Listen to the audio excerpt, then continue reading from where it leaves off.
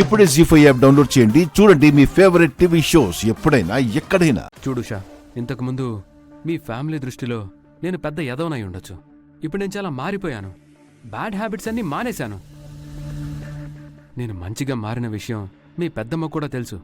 అందుకే ఎలాగైనా మాతో సంబంధం కలుపుకోవాలని మీ సిస్టర్ ప్రీతి మిస్ అయినా నిన్ను నాకిచ్చి పెళ్లి చేయాలనుకుంటుంది. అదంతా నాకు తెలీదు. మీరు మా అమ్మ వాళ్ళకి నచ్చలేదు. నేను వెళ్తాను. ఆగుషా, నాకు వాళ్ళందరూ ఒపీనియన్ అవసరం లేదు. నా గురించి నువ్వేమనుకుంటున్నావో చెప్పు. అది ఉషా, నీ మీద నా ఒపీనియన్ చెప్పనా? ప్రీతి కంటే నువ్వు చాలా బాగుంటావు. నీ ముందు ప్రీతి చాలా యావరేజ్. తను లోకల్ బ్యూటీ అయితే నువ్వు మిస్ ఇండియాలా ఉంటావు. మన పేర్ మేడ్ ఫర్ ఈచ్ అదర్లా ఉంటాం. నిన్ను చాలా బాగా చూసుకుంటాను. నీకు ఏ లోటు రానివ్వను. ఆలోచించి చెప్పు.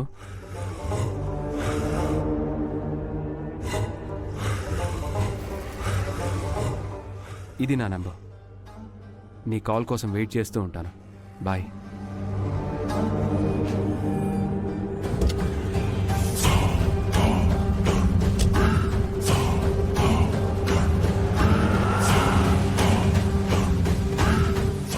ఉషా, కంగారు పడకు.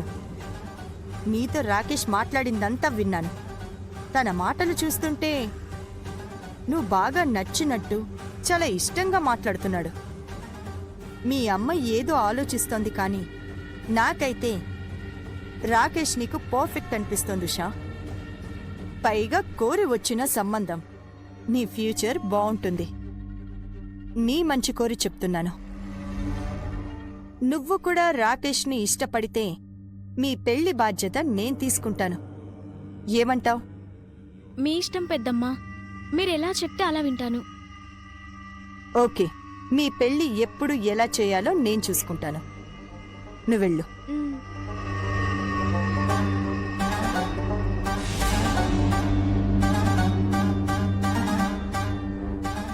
ఈ పెళ్లి ఎంత తొందరగా జరిగితే అంత తొందరగా నేను ఈ రిస్క్లోంచి బయటపడతాను.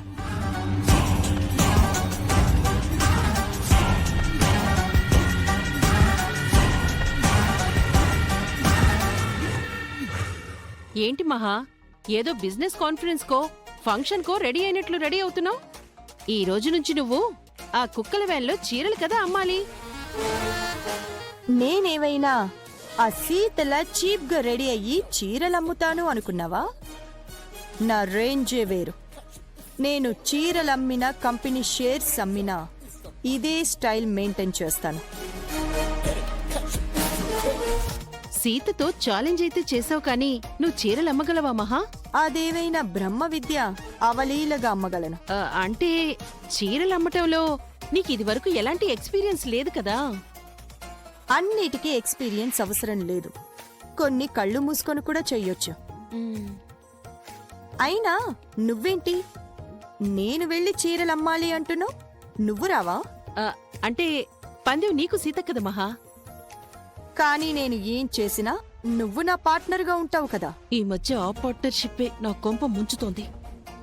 సో నువ్వు కూడా నాతో పాటొచ్చి చీరలు అమ్మాల్సిందే. నాకు చీరలు కొండం కట్టుకోవడం తప్ప అమ్మడం రాదు మహా. నువ్వు అమ్మాల్సిన అవసరం లేదు. నాకు తోడుగా ఉండు చాలు. తప్పదా? మనమిద్దరం కలిసి ఉంటేనే సీతని ఓడించగలం. విడిపోతే ఇద్దరికీ నష్టం. అది నిజమే. నీతో వస్తానులే మహా. అయినా ఆ సీత నాతో ఛాలెంజ్ చేసి పెద్ద తప్పు చేసింది. బిజినెస్ గురించి బేసిక్ నాలెడ్జ్ కూడా లేంది నన్ను ఓడిస్తుందా? ఫస్ట్ డేని ఆఫీస్ నుంచి పారిపోయేలా చేస్తాను.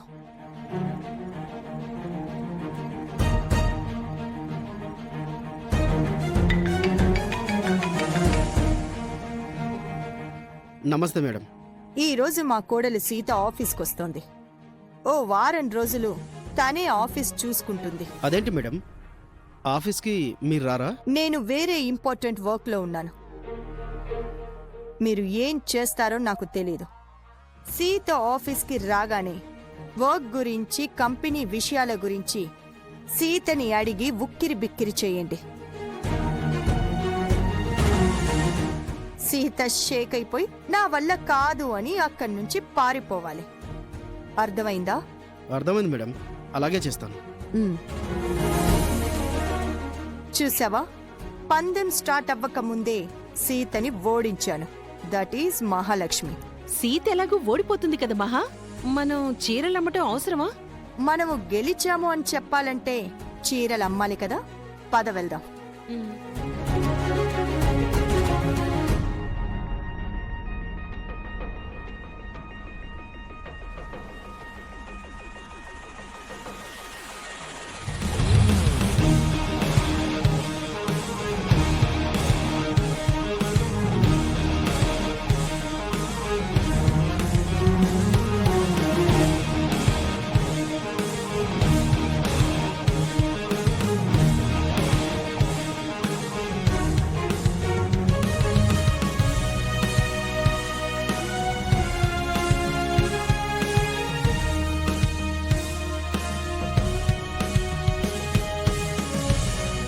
చీరలు అమ్మడానికి రెడీ అయిపోయావా చల్లాయ్?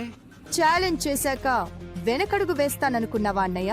ఇంకోసారి ఆలోచించు మహా. బాగా ఆలోచించే ఈ నిర్ణయం తీసుకున్నాను జన. మహాకు తోడుగా చీరలమ్మటానికి నేను కూడా వెళ్తున్నాను. మీ ఇద్దరూ కలిస్తే మొదటి రోజే మొత్తం చీరలు అమ్మేస్తారేమో. మరి ఓవర్ కాన్ఫిడెన్స్ పనికిరాదు చిన్న బావా. ఓవర్ కాన్ఫిడెన్స్ మాది కాదు, సీతది. ఇంతకీ తనెక్కడ? ఆఫీస్కి వెళ్ళటానికి భయపడుతుందేమో మహా. సీత భయపడే రకం కాదు, భయపెట్టే రకం. ఒకసారి అటు చూడండి, సీత వస్తోంది.